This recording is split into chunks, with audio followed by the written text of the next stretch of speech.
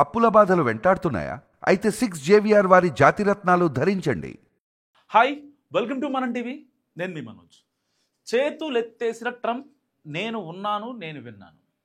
ఒక రకంగా పాకిస్తాన్కి నేను హెల్ప్ చేయలేను, ఐ కాంట్ అన్న ట్రంప్ ఇప్పుడు మళ్ళీ నేను ఉన్నాను, నేను విన్నాను, పాకిస్తాన్ ఆఫ్ఘనిస్తాన్ మధ్య యుద్ధం ఆపుతా అంటూ హాట్ కామెంట్స్ చేసిన పరిస్థితి.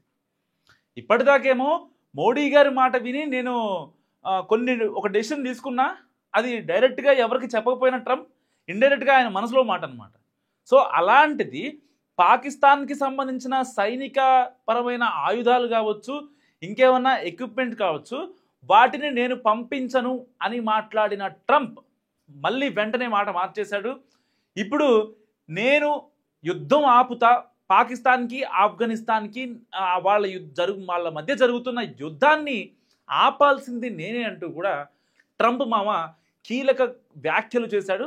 అండ్ ఇంకోటి ఏంటంటే, ప్రపంచ దేశాల మీద నేను ఒక టారిఫ్ యుద్ధం ప్రకటిస్తున్నా అని అందరూ అనుకుంటున్నారు, కానీ టారిఫ్ యుద్ధాన్ని ఆపింది నేనే అంటూ కూడా ఆయన కామెంట్ చేసిన పరిస్థితి.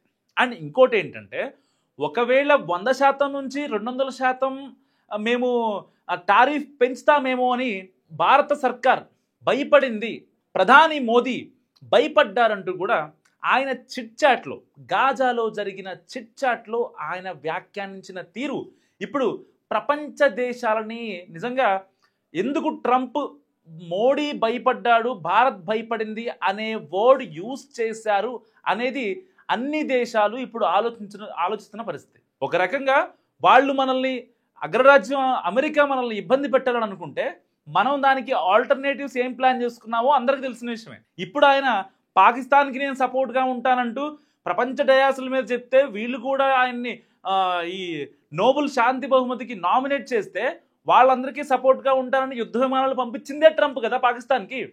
ఇప్పుడు అక్కడ గ్రౌండ్లో రియాలిటీ బాగాలేదు, పాకిస్తాన్ ఆర్మీ మెంటల్ ఎక్కిపోతుంది. అసలు వాళ్ళు కనీసం వాళ్ళ దగ్గర ఉన్న గన్నులతో కూడా దాడులు చేయలేని పరిస్థితి. ఎందుకంటే ఒక పక్క ఆఫ్ఘనిస్తాన్లో ఉన్న తాలిబన్లు వాళ్ళు 4000 మంది సరదాగా గన్నులు పెట్టుకుని వస్తుంటే వీళ్ళకి మెంటల్ ఎక్కిపోతుంది. మహేష్ బాబు ఒక డైలాగ్ చెప్తారు కదా, ఇమాజిన్ 400 మంది నడుచుకుంటూ వస్తుంటే ఎలా ఉంటుంది, ఇమాజిన్ అదే 4000 మంది ఒక గన్ను పట్టుకుని ఉరికెత్తుకుంటే ఎలా ఉంటుంది. ఇప్పుడు అలా ఉంది.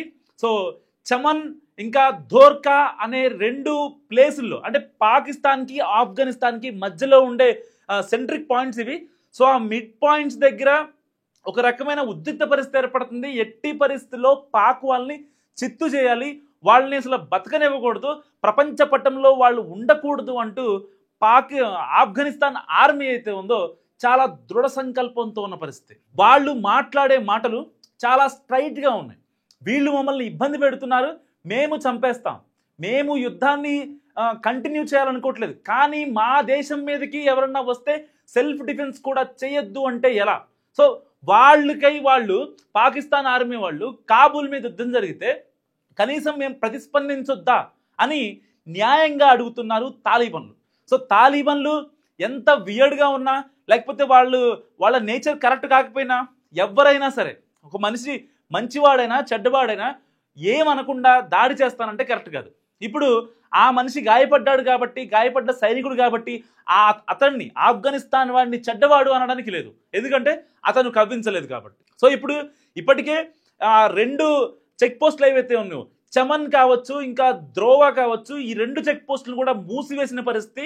తాలిబాన్ల రక్తపాతానికి ఇంకా ఏం చేయాలో అర్థం కాని పరిస్థితుల్లో పాక్ ఆర్మీకి మెంటలెక్కిపోతుంది.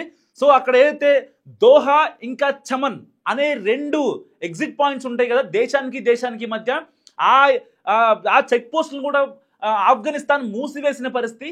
సో ఏం చేయాలో అర్థం కాని పరిస్థితుల్లో పాక్ ఆర్మీ వెనక్కి వెళ్ళిపోయింది. సో ఎట్టి పరిస్థితుల్లో ఒకవేళ ఇప్పటికే ఆఫ్ఘనిస్తాన్ 10% మంది తాలిబన్లే రంగంలోకి దిగితే ఇలా ఉందంటే, ఇమాజిన్ ఇంకొక 40%, అంటే వాళ్ళ దగ్గరున్న ఫోర్స్లో ఇంకొక 40% యాడ్ చేసి ఓవరాల్ ఫోర్స్లో 50% కనుక బయటికి వస్తే పాకిస్తాన్ మ్యాప్లో కూడా ఉంచము అనేది తాలిబన్లు కుండ బద్దలు కొట్టి చెప్తున్నమాట. నిజంగా అదే జరుగుతుంది వాస్తవానికి. ఎందుకంటే వాళ్ళు అనవసరంగా గెలికారు. సార్ గతంలో వాళ్ళకి ఏ దేశానికైనా, ఇప్పుడు మనకి చైనాకి కొన్ని గొడవలు ఉంటాయి, మనకి పాకిస్తాన్కి కొన్ని గొడవలు ఉంటాయి. సేమ్ అలాగే అంటే అంతకు మించిన గొడవలు పాకిస్తాన్కి ఆఫ్ఘనిస్తాన్కి ఉన్నాయి. సో ఆ గొడవలు సఫలీకృతం అవడంలో పాకిస్తాన్ కొన్ని విషయాల్లో కొంచెం రప్చర్ కాన్సిక్వెన్సెస్ క్రియేట్ చేయడానికి చూసినప్పటికీ కొన్ని విషయాల్లో ఆఫ్ఘనిస్తాన్ ఆగిపోయింది. దాని తర్వాత మన హెల్ప్ తీసుకోవడానికి ట్రై చేసింది. సో ఎట్ ఎనీ కాస్ట్ తాలిబాన్ల రక్తపాతానికి పాక్ ఆర్మీ నిజంగా భయపడిపోయింది. సో వాళ్ళ దగ్గర ఉన్న వెపన్స్ కూడా యూజ్ చేసుకోలేని పరిస్థితి. అండ్ పాక్ ఆర్మీకి సంబంధించిన దాదాపు 32 చెక్ పోస్టులు ఏవైతే ఉంటాయో ఆ బోర్డర్లో, ఆ ఆఫ్ఘనిస్తాన్ పాకిస్తాన్ బోర్డర్లో పాకిస్తాన్ చెక్ పోస్టులు ఉంటాయి కదా, ఆర్మీ చెక్ పాయింట్స్, ఆ చెక్ పాయింట్స్ అనేవి కూడా విధ్వంసం చేసిన పరిస్థితి. అండ్ 52 మందికి పైగా పాక్ ఆర్మీకి సంబంధించిన ఎవరైతే ఉన్నారో సోకాల్డ్ టెర్రరిస్టులు, పాక్ ఆర్మీ ఇంకా పాక్ టెర్రరిస్టులు వేరే ఉండరు. పాక్ ఆర్మీ వాళ్ళే టెర్రరిస్టులు. అక్కడ లష్కర్ తోయిబా అయినా ఒకటే, ఇక్కడ పాక్ మిలిటెంట్ అయినా ఒకటే, పాక్లో ఉండే ఆర్మీ వాళ్ళు అయినా ఒకటే. సో ఎవరైనా సరే అందరినీ కలిపి 52 మందిని హతమార్చారు చాలా దిగ్విజయంగా. సో ఫైనల్గా ట్రంప్ మామ యాడ్ అయ్యేసరికి ఇప్పుడు ఎట్టి పరిస్థితుల్లో నేను యుద్ధాన్ని ఆపా, ఇప్పటికే 7 యుద్ధాలు ఆపా, ఇంకొక యుద్ధం ఏదైతే పాకిస్తాన్ ఆఫ్ఘనిస్తాన్ యుద్ధం ఏదైతే ఉందో దాన్ని కూడా ఆపుతానంటూ ట్రంప్ మాట్లాడిన పరిస్థితి.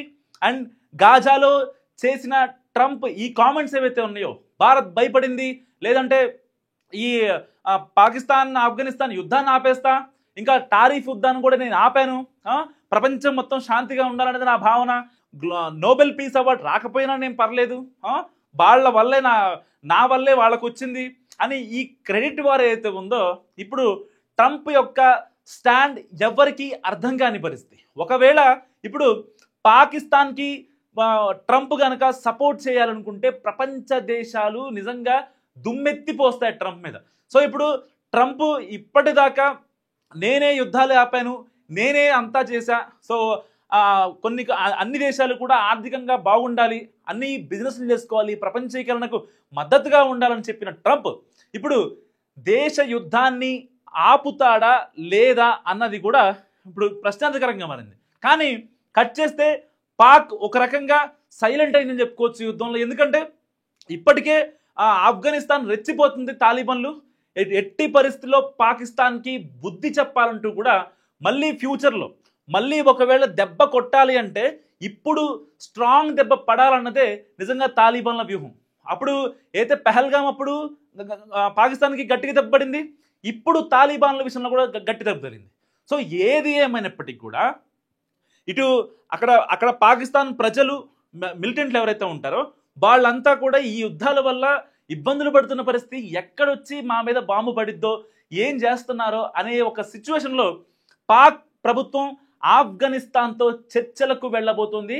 సో ఇప్పటికే ఆఫ్ఘనిస్తాన్ కూడా ప్రకటించింది ఇకపై మేము బాంబులు వేయం, సో మాట్లాడదాం అంటూ కూడా వాళ్ళు ముందుకొచ్చిన పరిస్థితి. అంటే మంచోడు అని చెప్పి కొన్ని రోజులు బాగానే ఉంటుంది, సరే కొన్ని రోజులు చెడ్డోడు అంటారు బాగానే ఉంటుంది. కానీ మంచికి చెడుకు మధ్యలో ఆఫ్ఘనిస్తాన్ని ప్రపంచ దేశాలకు బూచిగా చూపిస్తూ పాకిస్తాన్ చేసిన కుట్రల్ని మాత్రం నిజంగా ఎవ్వరు నమ్మరు.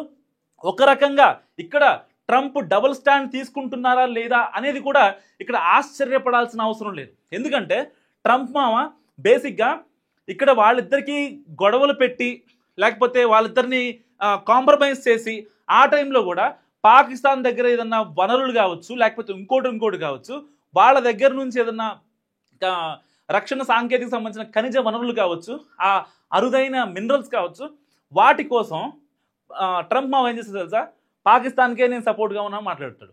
ఇప్పుడు సీజ్ ఫైర్ అన్నాడు కదా, మొత్తం నేనే ఆపేస్తా, ఇబ్బంది ఏం లేదు, పాకిస్తాన్ది ఆఫ్ఘనిస్తాన్ది యుద్ధం నేనే ఆపుతా, దెర్ ఈస్ నో డౌట్ అన్న ట్రంప్ మళ్ళీ రేపొద్దున వచ్చి మాట మార్చినా ఏమాత్రం ఆశ్చర్యపడాల్సిన పని లేదు. ఎందుకు ఈ మాట అంటున్నాను కూడా దానికి క్లారిటీ ఇస్తాను మీకు. ట్రంప్ అంట మన మీద టారిఫ్ విధిస్తే భారత్ సర్కారు అండ్ ప్రధాని మోదీ గారు భయపడ్డారంట. ఎవరు భయపడ్డారండి? ఎందుకు భయపడ్డారు? వాళ్ళు మన మీద టారిఫ్లు వేస్తే గట్టిగా బుద్ధి చెప్పాలి, టారిఫ్ వారు ప్రకటించే శక్తి మనకి ఉంది. ఆబ్వియస్లీ వాళ్ళ పాపులేషన్ కంటే మన ఇండియన్ పాపులేషన్ ఎక్కువ. మనం ఎవరన్నా వస్తే మంచిగా బిజినెస్ చేసుకోవాలంటే వాళ్ళకి బతుకునిస్తాం, లేదు వాళ్ళు మనతోనే గేమ్స్ ఆడాలి అనుకుంటే బొంద పెడతాం. అది మన ఇండియన్స్ నైజం అలా ఉంటుంది. సో ఎప్పటి నుంచో బిజినెస్ చేసుకోండి, మా దేశంలో కూడా మీ ప్రోడక్ట్లు అమ్మండి, కొన్ని వద్దు, ఎందుకంటే మా దేశం ఇబ్బంది పడుతుంది అని చెప్పి కొన్ని మనం ప్రోడక్ట్స్ ఆపుతున్నాం. ఎందుకంటే మనం కూడా బతకాలి కాబట్టి, మన రైతులు కూడా బతకాలి కాబట్టి, మన దగ్గర ఉన్న వాళ్ళు కూడా. సో దానికోసం ఆపుతుంటే ఇప్పుడు కేవలం ఏదైతే ఆ టారిఫ్లు 100 నుంచి ఎక్కడ 200% అవుతాయో అని చెప్పి మనం భయపడ్డామని చెప్పి ట్రంప్ చిట్ చాట్లో మాట్లాడిన పరిస్థితి. సో ఇప్పటికే చైనా మీద 100% ఆ టారిఫ్ అనేది నడుస్తుంది. సో దానికి కూడా చైనా చాలా గట్టిగా కౌంటర్ వేసింది. ఆ జిన్పింగ్ కౌంటర్ వేశాడు. ఎట్టి పరిస్థితుల్లో మీరు ఎంత వేసినా సరే నేను ఒకవేళ అక్కడ టారిఫ్ యుద్ధాన్ని కోరుకోను, బట్ ఒకవేళ మీరు ఓకే అంటే మాత్రం ఎట్టి పరిస్థితుల్లో నేను యుద్ధానికైనా ఏ యుద్ధానికైనా నేను వెనకాడను అంటూ జిన్పింగ్ మాట్లాడిన పరిస్థితి. అంటే ఒక రకంగా సైలెంట్గా ఉన్నోడిని గిచ్చే ప్లాన్ అనమాట ఇది. సో ఇప్పుడు ఆఫ్ఘనిస్తాన్ పాకిస్తాన్ యుద్ధం మరి ఆగుద్దా, లేదు రేపొద్దున ట్రంప్ వచ్చి మళ్ళీ ఏమన్నా కీలక ప్రకటన చేస్తాడు? ఇక్కడ ట్రంప్ మాట నిజంగానే పాకిస్తాన్ వినిందా, అందుకే చర్చలకు వెళ్ళిందా? మీరేమనుకుంటున్నారా? నాకు మస్ట్ కామెంట్ చేయండి. చూస్తున్నాండి మన టీవీ.